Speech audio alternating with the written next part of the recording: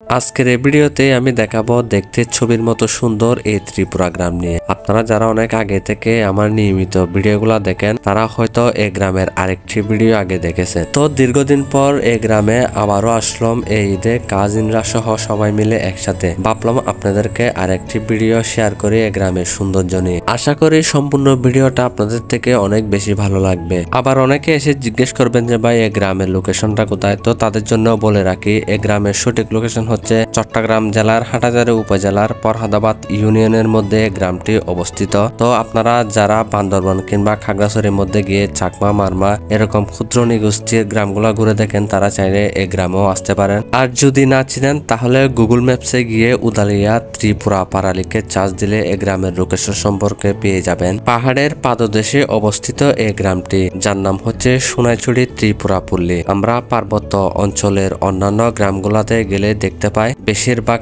গ্রামে এখনো পর্যন্ত পানির ব্যবস্থা কিংবা বিদ্যুতের ব্যবস্থা নাই, কিন্তু এই গ্রামে আসলে গ্রামের চিত্রটা ঠিক উল্টো। এখানে আপনার যথেষ্ট পরিমাণ পানি এবং বিদ্যুতের ব্যবস্থা রয়েছে। এই গ্রামটি কিন্তু আকারে তেমন একটি বেশি বড় না। গ্রামটিতে প্রায় 50 থেকে 60টির মতো ঘর রয়েছে। এই গ্রামে প্রবেশ করতে প্রথমে দেখা মিলবে এরকম বড় কাঁঠাল গাছটি। দেখলে বোঝা যায় গ্রামের সবচেয়ে বড় এবং পুরানো গাছ হচ্ছে এই কাঁঠাল গাছটি। তাছাড়া এই গ্রামে আসলে আপনারা দেখতে পারবেন বেশিরভাগই মাটির ঘর। তাছাড়া আরো রয়েছে টিনের ঘর সহ সরকারের তরফ থেকে দেওয়া এরকম কতগুলা আধা সেমি পাকা ঘর। এই গ্রামের একটা দিক সব সময় আমার প্রিয় এবং পছন্দের, সেটা হচ্ছে এই মাটির ঘরগুলার পাশে বাগান বিলাস ফুলের গাছগুলা। তাছাড়া আরো রয়েছে কানার ফুল এবং জবা ফুল গাছ।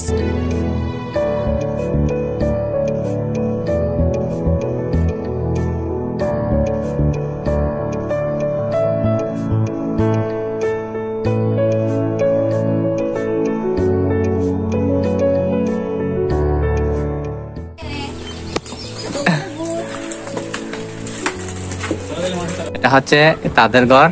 আমিও আছি এখানে। আমরা একজনের করে হচ্ছে দাওয়াত পাইলাম, মানে বসার জন্য আমরা বসছি। আর এখানে দেখেন ওরা হচ্ছে আপনার যে আমরা সভ্যজাতির বাঙালিদের ঘরের মতো এদের ঘরগুলা। কেমন আছে তোমরা? ভালো আছো? তোমার নাম কি? হ্যাঁ, তোমার নাম কি?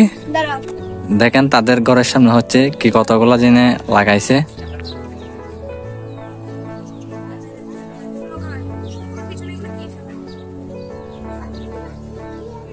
হচ্ছে তাদের ট্রেডিশনাল একটা জিনিস হুক্কা বলে।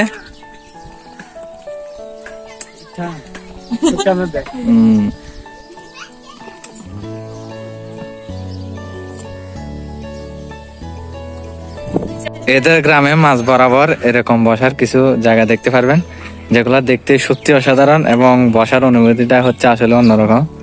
দেখেন আমাদের দেখার জন্য কতগুলা ছেলে মেয়ে চলে আসতে পারার। বাচ্চাগুলো হচ্ছে অত্যন্ত লাজুক টাইপের। ক্যামেরা দেখে তারা হচ্ছে পালাচ্ছে, এমনি আমার পেছন পেছন সবাই দৌড়াদৌড়ি করতেছে। যখন ছবি তোলার জন্য চাইতেছি তারা হচ্ছে দৌড়াদৌড়ি করতেছে। এটা কি দেখেন,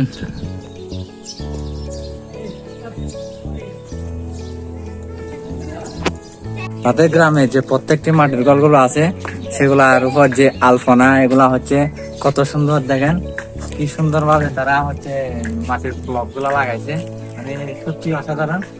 এগুলো হচ্ছে নতুন নতুন মনে হয় এখনো লাগাইছে। দেখেন কত সুন্দর ফুটে উঠেছে। এই ঘরগুলা হচ্ছে সরকারি তরফ থেকে দিছে। দেখেন অনেকগুলা কর দিছে। এই একটা ঘরগুলা দেখতে কিন্তু অনেক সুন্দর লাগে এখানে।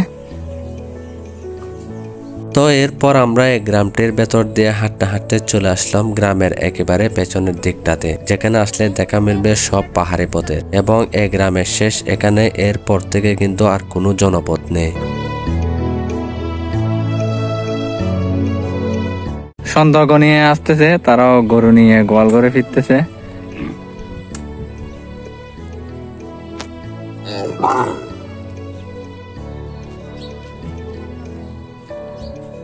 তো এই ছিল আজকের ভিডিও। আর ভিডিওটি আপনার থেকে কেমন লাগছে কমেন্টে মতামতটি জানাবেন। আর ভালো লাগলে লাইক কমেন্ট এন্ড শেয়ার করতে ভুলবেন না। যে যেখান থেকে দেখতেছেন আমার ইউটিউব চ্যানেল সাবস্ক্রাইব এবং ফেসবুক পেজটি ফলো করে রাখবেন। ততক্ষণে ভালো থাকবেন, সুস্থ থাকবেন। দেখা হবে নেক্সট কোনো ভিডিওতে। আল্লাহ হাফেজ।